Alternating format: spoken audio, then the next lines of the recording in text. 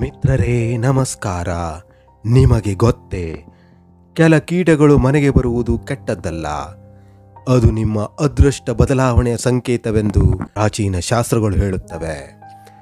ಶಕುನಶಾಸ್ತ್ರ, ಆಯುರ್ವೇದ ಮತ್ತು ವಿಜ್ಞಾನ ಈ ಮೂರು ಕ್ಷೇತ್ರಗಳು ಈ ವಿಷಯದ ಕುರಿತು ಅತ್ಯಂತ ಆಸಕ್ತಿದಾಯಕ ವಿವರಣೆಯನ್ನು ನೀಡುತ್ತವೆ. ಇವತ್ತಿನ ಈ ಒಂದು ವಿಡಿಯೋದಲ್ಲಿ ಯಾವ ಕೀಟಗಳು ಮನೆಗೆ ಬಂದರೆ ಅದು ಶಕುನದ ಸೂಚನೆ ಎಂದು ತಿಳಿದುಕೊಳ್ಳೋಣ. ಕೆಂಪು ಇರುವೆ. ಶಕುನಶಾಸ್ತ್ರ: ಕೆಂಪು ಇರುವೆಗಳು ಮನೆಗೆ ಆಹಾರ ಹುಡುಕುತ್ತಾ ಬಂದರೆ ಅದು ಲಕ್ಷ್ಮಿಯ ಪ್ರವೇಶವೆಂದು ಪರಿಗಣಿಸಲಾಗಿದೆ. ಅದು ಧನ ಮತ್ತು ಸಮೃದ್ಧಿಯ ಸಂಕೇತ. ವೈಜ್ಞಾನಿಕ ದೃಷ್ಟಿಯಿಂದ ಕೆಂಪು ಇರುವೆಗಳು ಸಕ್ಕರೆ ಅಥವಾ ಆಹಾರದ ತುಣುಕುಗಳಿಗೆ ಆಕರ್ಷಿತವಾಗುತ್ತದೆ. ಮನೆಯ ಸ್ವಚ್ಛತೆ ಅಚ್ಚುಕಟ್ಟಾಗಿ ಇದ್ದರೆ ಇದು ಪರಿಸರ ಸಮತೋಲನದ ಸೂಚನೆಯಾಗಿದೆ.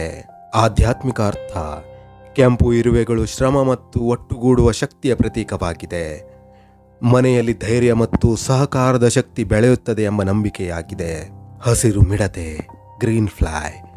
ಶಕುನಶಾಸ್ತ್ರ: ಹಸಿರು ಮಿಡತೆ ಮನೆಗೆ ಬಂದು ಕಿಟಕಿಯ ಬಳಿ ಹಾರಾಡಿದರೆ ಹೊಸ ಕಾರ್ಯ, ಹೊಸ ಯೋಜನೆ ಯಶಸ್ವಿಯಾಗಲಿದೆ ಎಂಬುದರ ಸೂಚನೆಯಾಗಿದೆ.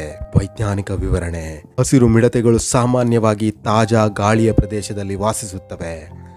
ಇದು ಮನೆಯ ವಾತಾವರಣ ಶುದ್ಧವಾಗಿದೆ ಎನ್ನುವುದರ ಸೂಚನೆಯಾಗಿದೆ. ಆಧ್ಯಾತ್ಮಿಕ ಅರ್ಥ: ಹಸಿರು ಬಣ್ಣ ಸಕಾರಾತ್ಮಕ ಶಕ್ತಿಯ ಸಂಕೇತ. ಜೇಡ. ಶಕುನಶಾಸ್ತ್ರದ ಪ್ರಕಾರ ಬೆಳಗಿನ ವೇಳೆಯಲ್ಲಿ ಜೇಡ ತನ್ನ ಬಲೆ ಕಟ್ಟಿದರೆ ಅದು ಹಣ ಬರುವ ಸಂಕೇತವಾಗಿದೆ. ಆದರೆ ರಾತ್ರಿ ಸಮಯದಲ್ಲಿ ಕಂಡರೆ ಎಚ್ಚರಿಕೆಯ ಸೂಚನೆಯಾಗಿದೆ. ವೈಜ್ಞಾನಿಕ ದೃಷ್ಟಿಯಿಂದ ಜೇಡಗಳು ಕೀಟ ನಿಯಂತ್ರಣಕ್ಕೆ ಸಹಾಯಕ. ಅವು ಮನೆಯ ನೈಸರ್ಗಿಕ ರಕ್ಷಣಾಕಾರರು. ಆಧ್ಯಾತ್ಮಿಕ ಅರ್ಥ: ಕರ್ಮದ ಜಾಲದ ಸಂಕೇತ. ನಿನ್ನ ಕರ್ಮಗಳೇ ನಿನ್ನ ಜೀವನದ ದಾರಿಯನ್ನು ನೇಯುತ್ತವೆ ಎಂಬ ಪಾಠವನ್ನು ಕೊಡುತ್ತದೆ. ಜೇನುಹುಳು. ಶಕುನಶಾಸ್ತ್ರದ ಪ್ರಕಾರ ಜೇನುಹುಳು ಮನೆಗೆ ಬಂದು ಗೂಡು ಕಟ್ಟಲು ಪ್ರಾರಂಭಿಸಿದರೆ ಅದೃಷ್ಟದ ಕಾಲ ಪ್ರಾರಂಭವಾದಂತೆ. ಅದು ಲಕ್ಷ್ಮೀದೇವಿ ಪ್ರವೇಶದ ಶಕುನವಾಗಿದೆ. ವೈಜ್ಞಾನಿಕ ವಿವರಣೆ: ಜೇನುಹುಳುಗಳು ಪರಿಸರ ಸಮತೋಲನಕ್ಕೆ ಅಗತ್ಯವಾದ ಪರಾಗ ಸಂಚಯಕಾರರು. ಮನೆಯಲ್ಲಿ ಶಾಂತ ವಾತಾವರಣವಿದ್ದಾಗ ಅವು ಬಂದು ನೆಲೆಸುತ್ತವೆ. ಆಧ್ಯಾತ್ಮಿಕ ಅರ್ಥ: ಜೇನುಹುಳು ಶ್ರಮ, ಕೃತಜ್ಞತೆ ಮತ್ತು ಸಿಹಿತನದ ಪ್ರತೀಕವಾಗಿದೆ. ಬ್ಲ್ಯಾಕ್ ಬೀಟಲ್. ಶಕುನಶಾಸ್ತ್ರದ ಪ್ರಕಾರ ಬ್ಲ್ಯಾಕ್ ಬೀಟಲ್ ಮನೆಗೆ ಪ್ರವೇಶಿಸಿದರೆ ಅದು ಹೊಸ ಬದಲಾವಣೆ ಅಥವಾ ಸಂಚಲನದ ಸೂಚನೆಯಾಗಿದೆ. ವೈಜ್ಞಾನಿಕವಾಗಿ ಇವು ತೇವದ ಪ್ರದೇಶಗಳನ್ನು ಇಷ್ಟಪಡುತ್ತವೆ. ಮನೆಯ ತೇವ ನಿಯಂತ್ರಣ ಸರಿಯಾಗಿಲ್ಲವೆಂಬ ಸೂಚನೆಯನ್ನು ನೀಡಬಹುದು. ಆಧ್ಯಾತ್ಮಿಕ ಅರ್ಥ: ಕಪ್ಪು ಬಣ್ಣ ಶಕ್ತಿ ಮತ್ತು ಪರಿವರ್ತನೆಯ ಸಂಕೇತ. ಇದು ನವಚೇತನದ ಕಾಲವನ್ನು ಸೂಚಿಸುತ್ತದೆ. ಲೇಡಿಬಗ್. ಶಕುನಶಾಸ್ತ್ರದ ಪ್ರಕಾರ ಲೇಡಿಬಗ್ ಮನೆಗೆ ಬಂದರೆ ಅದೃಷ್ಟದ ದೇವತೆ ಲಕ್ಷ್ಮಿಯ ಪ್ರವೇಶವೆಂದು ನಂಬಿಕೆ ಇದೆ.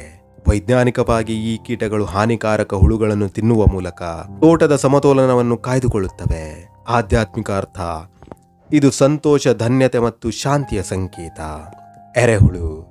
ಶಕುನಶಾಸ್ತ್ರದ ಪ್ರಕಾರ ಎರೆಹುಳು ಕಾಣಿಸಿಕೊಂಡರೆ ಬಾಳಿನಲ್ಲಿ ಹೊಸ ಬೆಳಕಿನ ದಾರಿ ತೆರೆಯಲಿದೆ. ವೈಜ್ಞಾನಿಕ ದೃಷ್ಟಿಯಿಂದ ಇವು ಮಣ್ಣಿನ ಶಕ್ತಿಯನ್ನು ಹೆಚ್ಚಿಸುವ ನೈಸರ್ಗಿಕ ಪರಿವರ್ತಕರು. ಆಧ್ಯಾತ್ಮಿಕ: ಇವುಗಳ ಹಳದಿ ಬಣ್ಣ ಜ್ಞಾನದ ಸಂಕೇತವಾಗಿದೆ. ಬಾಳಿನಲ್ಲಿ ಚೈತನ್ಯ, ಬೆಳಕಿನ ಪ್ರವೇಶವಾಗಿದೆ. ಚಿಟ್ಟೆ. ಶಕುನಶಾಸ್ತ್ರದ ಪ್ರಕಾರ ಚಿಟ್ಟೆ ಮನೆಗೆ ಬಂದು ಕುಳಿತರೆ ಅದು ಶುಭ ಸುದ್ದಿ ಬರುವ ಸೂಚನೆಯಾಗಿದೆ. ವೈಜ್ಞಾನಿಕ ವಿವರಣೆ: ಚಿಟ್ಟೆಗಳು ಶುದ್ಧ ವಾತಾವರಣದ ಸಂಕೇತ. ಅವು ಜೀವಶಕ್ತಿಯ ಮಾರ್ಗದರ್ಶಕ. ಆಧ್ಯಾತ್ಮಿಕ ಅರ್ಥ: ಚಿಟ್ಟೆ ಆತ್ಮದ ಪುನರ್ಜನ್ಮದ ಸಂಕೇತವಾಗಿದೆ. ಹೊಸ ಆರಂಭ, ಹೊಸ ಆಶಯವಾಗಿದೆ. ಕಪ್ಪು ಇರುವೆ. ಶಕುನಶಾಸ್ತ್ರದ ಪ್ರಕಾರ ಕಪ್ಪು ಇರುವೆಗಳು ಆಹಾರ ತೆಗೆದುಕೊಂಡು ಹೋಗುತ್ತಿದ್ದರೆ ಅದು ಧನ ಸಂಗ್ರಹದ ಶಕುನವಾಗಿದೆ. ವೈಜ್ಞಾನಿಕವಾಗಿ ಅವು ಪರಿಸರದ ಶುದ್ಧೀಕರಣಕ್ಕೆ ಸಹಕಾರಿಯಾಗಿದೆ. ಆಧ್ಯಾತ್ಮಿಕವಾಗಿ ಶ್ರಮ ಮತ್ತು ಅನುಶಾಸನದ ಪ್ರತೀಕವಾಗಿದೆ. ಕ್ರಿಕೆಟ್. ಶಕುನಶಾಸ್ತ್ರದ ಪ್ರಕಾರ ರಾತ್ರಿ ಸಮಯದಲ್ಲಿ ಕ್ರಿಕೆಟ್ ಧ್ವನಿ ಕೇಳಿಸಿದರೆ ಅದು ಶಾಂತಿ ಮತ್ತು ಸುಖದ ಸಂಕೇತ. ವೈಜ್ಞಾನಿಕವಾಗಿ ಇವು ಹಗುರವಾದ ಹವಾಮಾನ ಬದಲಾವಣೆಗೆ ಸ್ಪಂದಿಸುತ್ತವೆ. ಅದು ಪ್ರಕೃತಿಯ ಎಚ್ಚರಿಕೆಯ ವ್ಯವಸ್ಥೆಯಾಗಿದೆ. ಆಧ್ಯಾತ್ಮಿಕವಾಗಿ ಧ್ವನಿ ಶಕ್ತಿಯ ಪ್ರಾರಂಭ, ಧನಾತ್ಮಕ ಸ್ಪಂದನೆಯಾಗಿದೆ. ಈ ಎಲ್ಲ ಕೀಟಗಳು ಪ್ರಕೃತಿಯ ಸಂವೇದನಾಶೀಲ ಜೀವಿಗಳಾಗಿವೆ.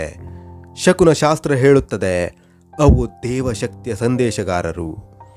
ವಿಜ್ಞಾನ ಹೇಳುತ್ತದೆ ಅವು ಪರಿಸರ ಸಮತೋಲನದ ಸೂಚನೆಯಾಗಿದೆ. ಆಧ್ಯಾತ್ಮ ಹೇಳುತ್ತದೆ ಅವು ನಮ್ಮ ಚಿಂತನೆ, ಮನಸ್ಥಿತಿ, ಶಕ್ತಿಯ ಪ್ರತಿಫಲ.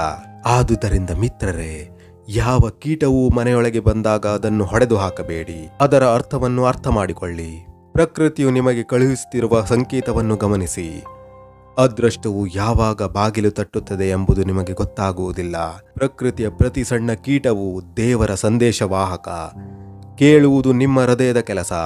ಇವಿಷ್ಟು ಈ ವಿಡದ ಮಾಹಿತಿಗಳು. ಮುಂದಿನ ವಿಡದಲ್ಲಿ ಮತ್ತೆ ಭೇಟಿಯಾಗುತ್ತೇನೆ.